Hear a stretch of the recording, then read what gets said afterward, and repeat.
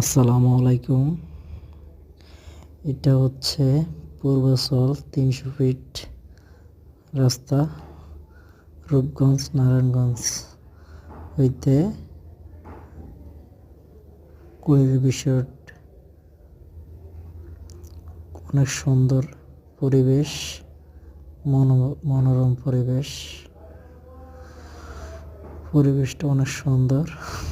বিদেশি ভাব রাস্তা। এই সেই ভাইরাল জায়গা ৩০০ ফিট। সবাই আসবেন, ঘুরে যাবেন, ভালো লাগবে। সবাই সাপোর্ট করবেন, লাইক কমেন্ট শেয়ার করে সাবস্ক্রাইব করবেন। ভালো থাকবেন। আসসালামু আলাইকুম।